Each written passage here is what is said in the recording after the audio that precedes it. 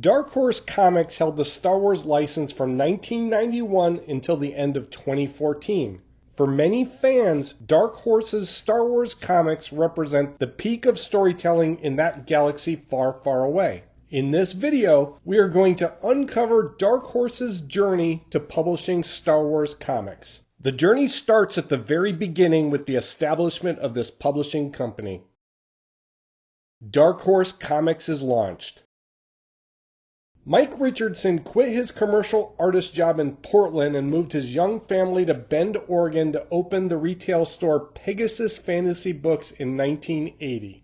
The retail store sold new and back issue comic books as well as new and classic science fiction paperbacks and was an early seller of Dungeons & Dragons. The store soon expanded into a chain where comic creators were invited to do signings. Richardson had an opportunity to talk to these creators and empathized with them over not having intellectual property rights to their work. He credits this as a reason for his next business venture.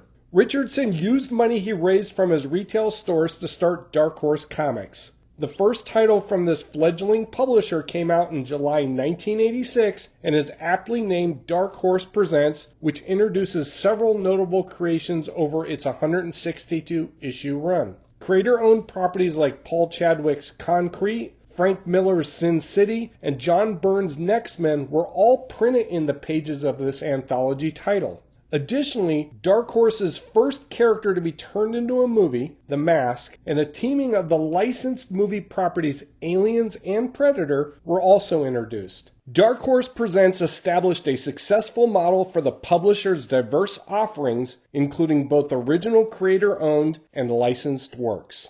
As we will see, it is Dark Horse's success with licensed movie properties that led them to secure the license for Star Wars. Godzilla looms large. Dark Horse's first foray into licensed movie properties began in August 1987 when they published an original black and white one-shot titled Godzilla, King of the Monsters Special. Like many of the licenses Dark Horse would acquire over the years, this property was previously published by Marvel Comics in the late 1970s. Randy Stradley co-wrote this first Godzilla comic at Dark Horse, and his contributions to the comic publisher's rise in the industry cannot be overstated. He is credited as a co-founder of the company and was instrumental in bringing licensed properties to Dark Horse. It was his prompting that convinced Mike Richardson to pursue the Godzilla license in the first place. Godzilla proved successful for Dark Horse, and they followed up with a 6-issue miniseries simply titled Godzilla that began in May 1988 and concluded in January 1989. This miniseries is a translation of a Japanese manga comic from 1985, which itself is an adaptation of the 1984 Japanese film The Return of Godzilla. This is Dark Horse's first manga series. Over the years, Dark Horse would bring other manga works to U.S. readers, including manga adaptations of the original trilogy published in Japan around the time the special editions were being released to theaters. Dark Horse would hold this property's license and publish comics for Godzilla for 12 years. In 1998, the final year they held the license, Dark Horse only published reprints of their previous Godzilla comics. Dark Horse expanded beyond Godzilla to acquire other movie licenses. The next two properties would prove to be even bigger than Godzilla.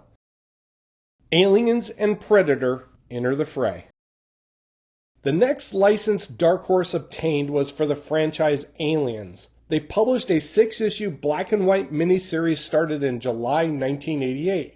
This original story was another success for the publisher, and Aliens would prove to be their longest-lived movie property, a license that they held until 2020. Dark Horse would acquire another license from 20th Century Fox, which they also held until 2020, Predator. They published a 4-issue Predator miniseries beginning in June 1989, 1 month before the conclusion of their first Aliens miniseries. In February 1990, Dark Horse joined the Aliens and Predator franchises for the first time in the third part of a story published in the Dark Horse Presents title. The first part of the story in Dark Horse Presents number 34 only contains aliens, and the second part in Dark Horse Presents number 35 only contains Predator. Dark Horse celebrated this pairing by publishing 2 different covers for Dark Horse Presents number 36. This 3-part short story titled Aliens vs. Predator was so successful, 20th Century Fox would take the concept and title when they released their first Alien vs. Predator movie in 2004. Dark Horse quickly turned this concept into a 4-part miniseries with the continuation of the short story Alien vs. Predator in a title of the same name in June 1990. Aliens vs. Predator is arguably Dark Horse's greatest original contribution to pop culture. Over the years, since this comic was released, there have been many similar pairings between otherwise separate properties. Not surprisingly, Dark Horse would exploit these 2 movie monster juggernauts with a slew of other unlikely crossovers with other properties, including various DC and Marvel superheroes, Tarzan, Judge Dredd, Vampirella, and even Archie. It might be easier to list characters that have not crossed paths with either Aliens or Predator. Not surprisingly, when Disney acquired 20th Century Fox, these brands were brought in-house in 2021, and Marvel currently publishes comics for these properties. Naturally, these 2 franchises are again rampaging their ways across the Marvel Universe. Dark Horse's work on these 2 properties had established them as the company where licensed movie comics were done right. 2 more big properties are licensed by Dark Horse prior to Star Wars. One of the franchises is not exclusive to Dark Horse, and the other is another Lucasfilm property. Terminator and Indiana Jones are brought aboard. Another major movie franchise, Terminator, was brought to Dark Horse. The license was briefly held by Now Comics prior to Dark Horse acquiring it. In August 1990, Dark Horse published a 4-issue miniseries titled The Terminator. Dark Horse would publish Terminator titles on and off until 2019. The Terminator license is complex because no single entity owns the film franchise. So while Dark Horse was creating comics for the property, other comic companies were also publishing comics. During this time, Marvel Comics, Malibu Comics, Beckett Comics, Dynamite Entertainment, and IDW Publishing would all publish Terminator comics. As hard as it is to believe, Dark Horse began publishing comics based on one more movie license before Star Wars. Also from Lucasfilm, Dark Horse published the 4-issue miniseries Indiana Jones and the Fate of Atlantis, starting in March 1991. Like Star Wars, Dark Horse would secure this license originally held by Marvel Comics. Marvel published a 3-issue adaptation of Raiders of the Lost Ark in 1981. They also published a 34-issue ongoing series titled The Further Adventures of Indiana Jones from January 1983 through March 1986. In 1989, they published a 4-issue adaptation of Indiana Jones and the Last Crusade, their final Indiana Jones title. Dark Horse would actively publish Indiana Jones miniseries from 1991 until 1996.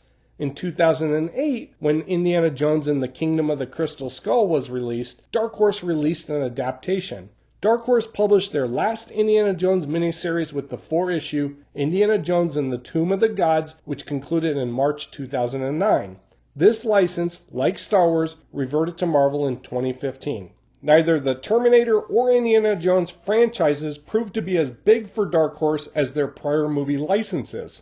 All of their earlier deals, however, paled in comparison to their next acquisition. Star Wars joins and flourishes at Dark Horse. It was the success of these other movie licenses and the languishing of the Star Wars property at Marvel that led to Dark Horse acquiring the license in 1991. Droids had ended with the 8th issue in June 1987, and the following month, Ewoks number 14 was the last Star Wars comic Marvel published until they reacquired the license in 2015. There were 3 Star Wars 3D comics published in 1987 and 1988 by Blackthorn Publishing, but no more Star Wars comics were released in the United States until December 1991, when Dark Horse published Star Wars Dark Empire number 1. The Dark Empire story actually originated at Marvel and appeared in an ad in Marvel Age Preview number 1 in June 1990. But Dark Horse had convinced Lucasfilm the property would be better off with them instead of Marvel. Dark Horse saw success with movie licensed comics by making them an integral part of their publishing plans.